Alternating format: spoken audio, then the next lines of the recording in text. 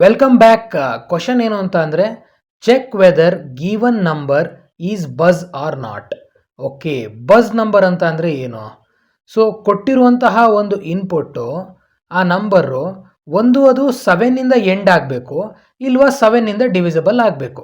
Okay, like example, ಈಗ ನಾನು 27 ಅಂತ ಒಂದು ಇನ್ಪುಟ್ನ ತಗೊಂಡ್ರೆ ಇದರಲ್ಲಿ ಈ ನಂಬರು 7ಇಂದ ಎಂಡ್ ಆಗಬೇಕು, ಇಲ್ವಾ ಇದು ಡಿವಿಸಿಬಲ್ ಬೈ 7 ಆಗಬೇಕು. ಎರಡರಲ್ಲಿ ಯಾವುದಾದ್ರೂ ನಡೆಯುತ್ತೆ. ಸೊ ತುಂಬ ಈಸಿ ಇದೆ. ಓಕೆ, ಸೊ ನಾವು ಡೈರೆಕ್ಟಾಗಿ ಮಾಡಿಬಿಡೋಣ ಪ್ರಾಬ್ಲಮ್ನ. ಸೊ ಒಂದು ನಂಬರ್ ಈಕ್ವಲ್ ಟು 35ನ ತಗೋತೀನಿ.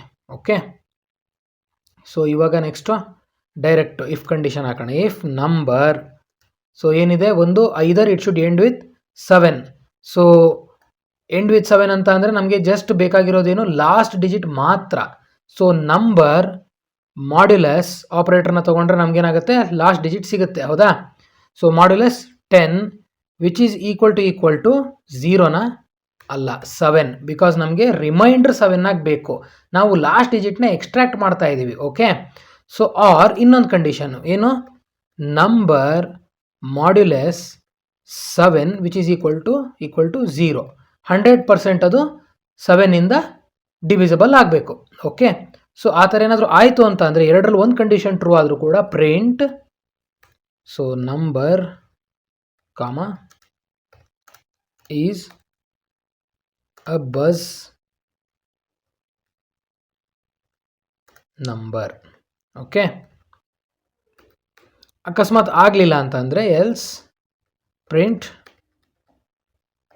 Number. Okay, comma is not.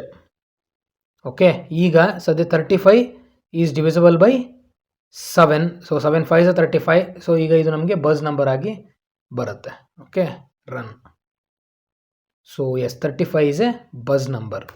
Okay, 27 check ಮಾಡೋಣ. So 27 is also buzz number. Okay, 177 check ಮಾಡೋಣ. ಸೊ 177 ಕೂಡ ಬಸ್ ನಂಬರ್. ಯಾಕೆ ಅಂತಂದರೆ ಲಾಸ್ಟ್ ಡಿಜಿಟು 7 ಇದೆ.